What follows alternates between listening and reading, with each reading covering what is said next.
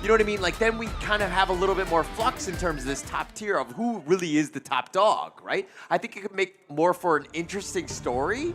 But going into this, of course, US BSE have given an opening for Fearless Esports to get back in this one, and now that's what kind of worries me, because BSE, you had a chance to take out a very strong contender, make them struggle in the lower brackets, but now you've given them an opening. Yeah, this is like the start that could be in a reverse situation. Okay, but getting his hands once more in his Musang King. Are you happy? I am very happy. I'm very happy. You know, if Musang King were to lose, I want to see him lose on the on-ring, because it's signature hero and it just says Fearless Esports just outplayed them, right? But at the same time, BSE came with their best foot forward. They didn't mess around with a pay. Okay, so you at Holler TV am saying that if someone loses, you want them to lose all the way, right down to the bottom. Yeah. No, I want them to go with their best lineup forward. If you could beat these guys with their number 1 or 2 heroes, then all props to you, right? You deserve that win. Okay, how about you at OSX? Do you agree? No, my name is Blam Moba. So with this, I think well, if they want to end with styles, go ahead. But it might not look as good if they got beaten like a very straightforward manner, right? So either just lose maybe from a one signature hero, but maybe recover from that. Okay, I'll just say that the pay is still an option here, because you could flex the whole No. Please don't. Do not attempt BSE. What are they, Team Secret? Going back to this year? Well, it's the same idea. Like, you lost with it, you move on, right? It's not something that you want to continue to do. But look, BSE had the lineup. Fearless Esports, I think, have counterpicked properly. This is probably what should have happened in Game 1 and what Fearless Esports was expecting, and not that the Agora pick. What's his name? Agora pick. Agudo. Agudo. It's okay. Like, right now in FE, it's like the similar picks from game number 2, right? Like the Musashi pickup, It's a strong lineup, right? Yeah, because they have good combinations, especially with the shielding for the Leaping Savior. At the same time, Unbridled Outburst has changed plenty of fights in many of the series we have seen, from the group stages all the way until here today at the knockout stages as well. So I think both teams, they have a good start, and I love this Hano pick. It is something that could definitely make waves in this match. Ooh, okay. That's the thing with the poke, right? And we've seen the Hano build today, like full-on magic damage. We might see it again if you want to do a force out of a Lady Jeanne, which will make them uncomfortable. Okay. Sunbin. I like it. Yes, it's just the perfect silence for all of the invade and jumps that they can get from Fearless Esports. Yeah, I mean, you're going to jump in, you got dual death, umbrella outburst, boom, time lapse. You know, let's slow it down, let's kind of, and plus you can maybe potentially silence Hano before he can kind of jump out of there with the Fate Rewind. So you have potential. Obviously, it's going to take a lot of skill in ensuring that he can do this with Jay here, but I think he's up to the task. I kind of like this lineup for BSE because you have a lot of flexibility with the Sunbin pick, with the time flux and everything and moving around, but Fearless Esports finishing it off strong with the Dharma. It looks like both teams are kind of going in with their best foot forward.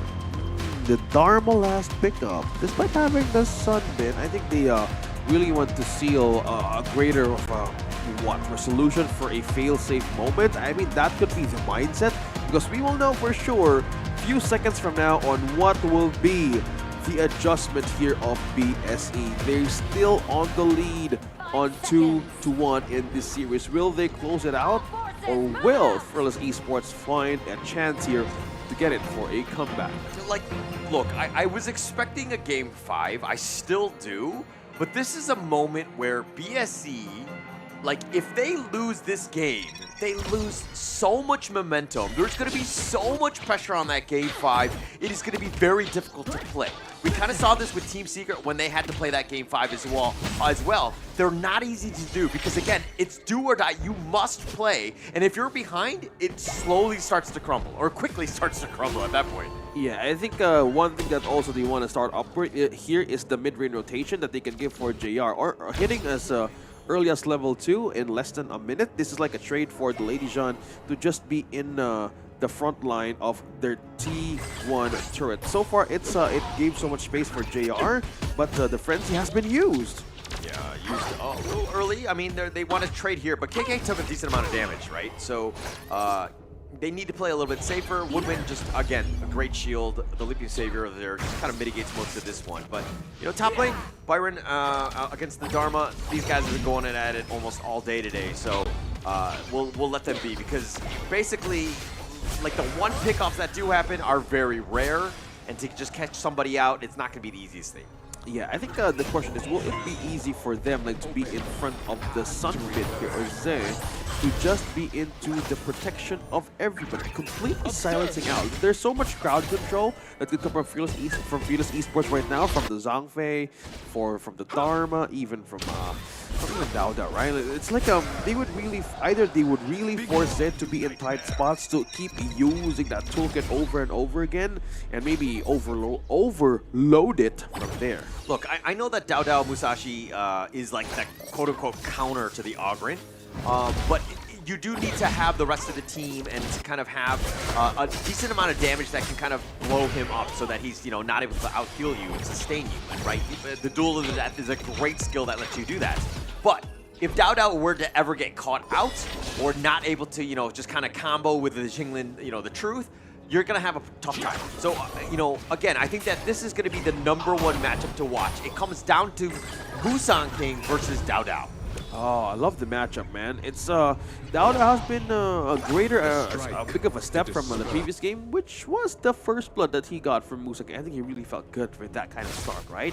It's like it opens up a psychological thing, like this will actually slow things down from BS, because kind of they know that they might feel like it's like a way of protecting their lineup to move quicker. But so far, in comparing onto the gold graph here that we're seeing in the difference as well, Busan King and between Dao, so far a bit of an advantage here. Busan King. Yeah, Busan King, look. This is what BSE does. If there are jungle camps in the bottom, then the JR and J will make their way there. They will like damage it so that it makes it very easy for Busan King to just kill it and move on with his life, right? They again funnel a lot of farm, a lot of time and space for him to carry the game. And I think that that's the smart way. That's the BSE playstyle.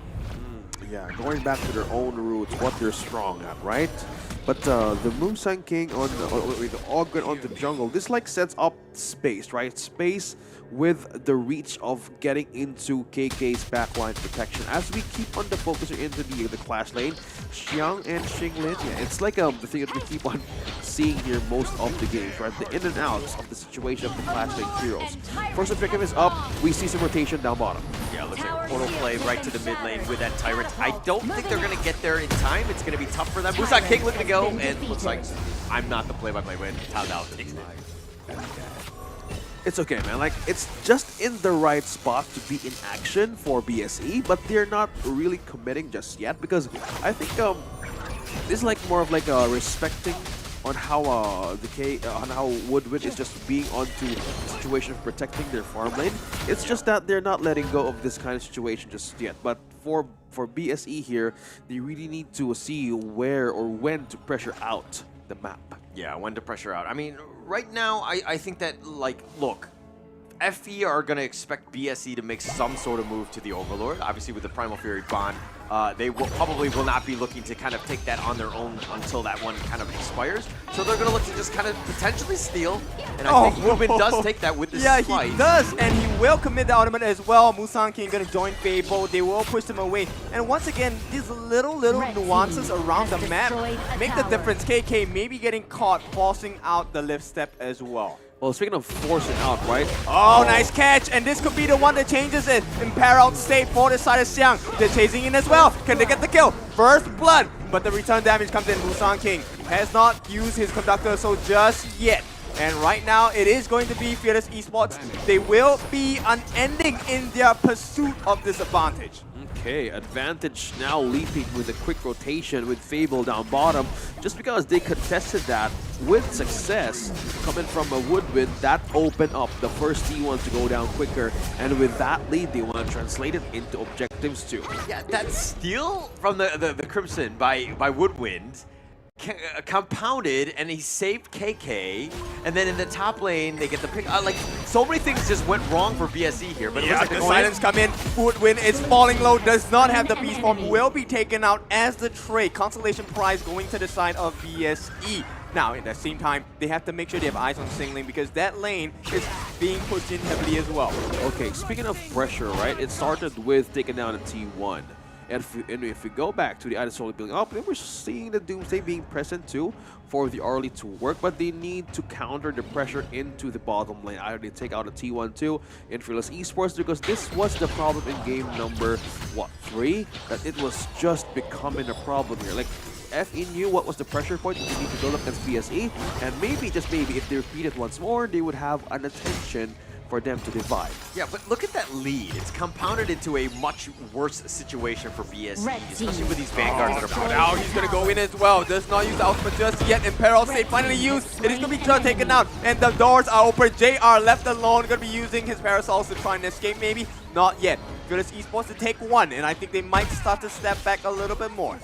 Okay, they need to make the right steps here, because like at almost 8 minutes, they're really closing in the T2s of BSE. So far, it has been a problem for extending that reach, mainly because of the point that they have taken the T1 earlier, and thanks to Woodwind, right? The data that he has been getting all across BSE's camp is just so beneficial, and it's really giving them confidence. Yeah, top T2 hanging on by a thread is very confident as a tower, somehow still surviving. But now Fearless Esports are gonna just kind of go back in. I mean, they had a nice potential push. The net worth lead is still in their favor. Fearless Esports, though, not invading the enemy jungle, because again, BSE sticking together, trying to get Busan King really rolling. Again, he's being funneled a lot of farm. He's going to be given all the buffs, and it's going to be a matter of time where Busan King is finally the king again. They need to make sure how this Sunbin would really work, right? Being in the front line for too long, it's like a complete punish for Fearless Esports to just take away against BSE if they really stay to a certain situation that they can come back to. Oh, okay, another contest. The Golem, the Singling tries to get a knock up as well. Beast Bomb's going to be dropped. Unbridled Outburst. Not a lot of damage done, but Dao Dao is falling below. Busan King wants to chase, path for passing. Right now, it is a stalemate. They don't want to overcommit. The prize right here is the Tyrant. Okay.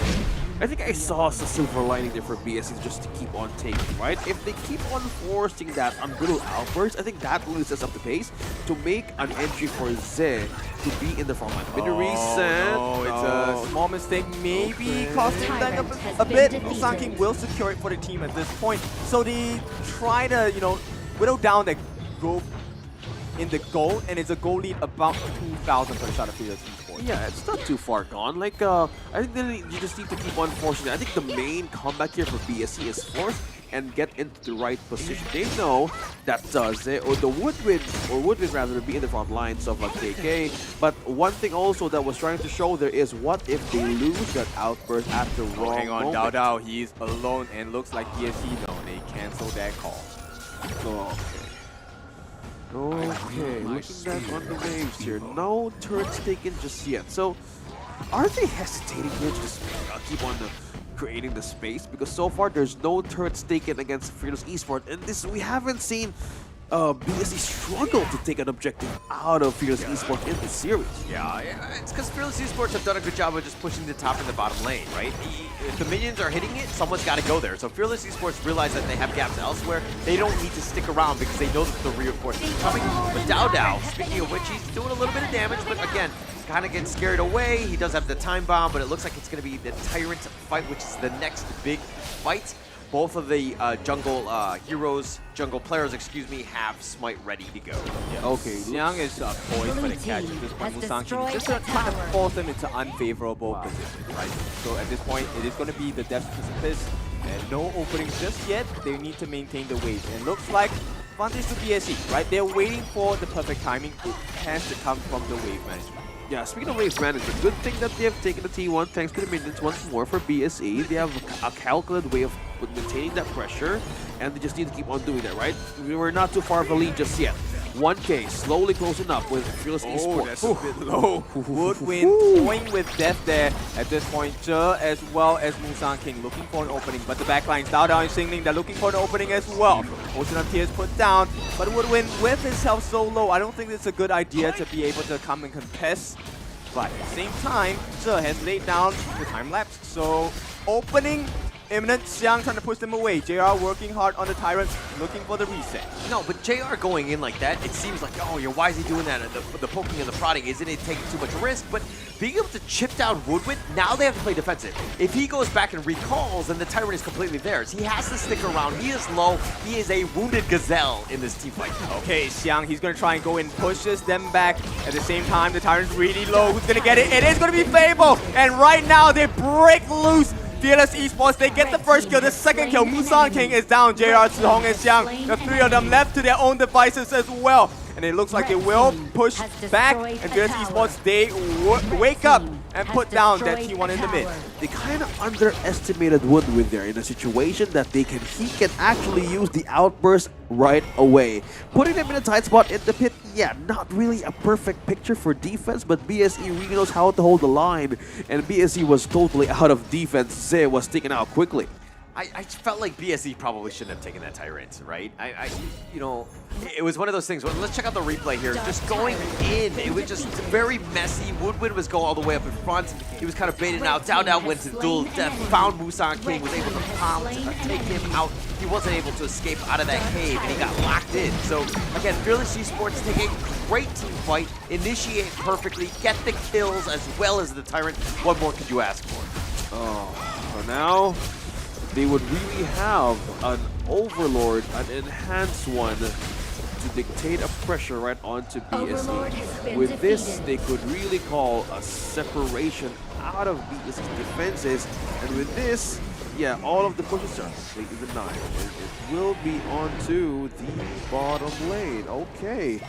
This is hard for BSE to defend right now. If they really did commit for a team fight moving forward, yeah, they would be dead.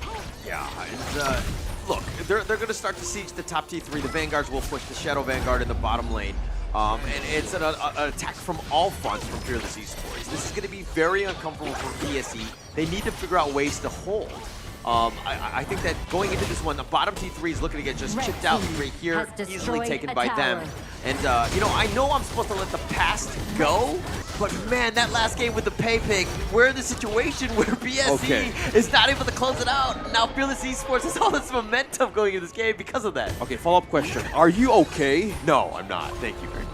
Oh my goodness, is the flashbacks go into Hauler TV's head right now. Yeah, it's BSE might not be okay in a couple of seconds as well. Yeah, and I agree, man. Like, where was that? Like, we were looking for that game 2 kind of momentum, and as we talk about like a possible game number 5 that can show up at Fearless Esports, just because of one point that they got in this series, they're building in with an opening, also with a boost of morale as well. So with this, okay, there is just so much here for BSE to just take care of. There's many things they need to take care of, right? The first thing is Woodwind, who's going to try and make a play here with the Radiance. Gets the slowdown and the knockout. The Xingling gets the catch as well. JR is dead. There is lesser damage for the side of BSE. At the same time, Fable gets the Fate Rewind. They worked hard on that T3 in the mid. Get it done. And now, another part of the base for BSE is open. Wide open. The defenses are low. That's the thing, right? The defenses are literally low for BSE. Is the items high enough for defense though? Because they're left with like a one high ground turret here for defense. Look at that, the initiation coming in from Xingling. This could be very deadly. He will try. Fable's trying to land down the scepter. Xingling gets a catch of the 2 on the back as well. At the same time, Dao going in. He wants to catch Musan King. This is the second game they won for themselves. And right now, we're tied 2-2. We go the distance. Sure, out there for the 5. Like, I called it right. Oh my goodness. We knew it was going to happen. I mean, this is why you never give a good team, a great team like Fearless Esports, a minute chance to get back in, because they will strike back and they will strike hard and they will make you pay. Oh my. Fearless Esports pointing out their shirt.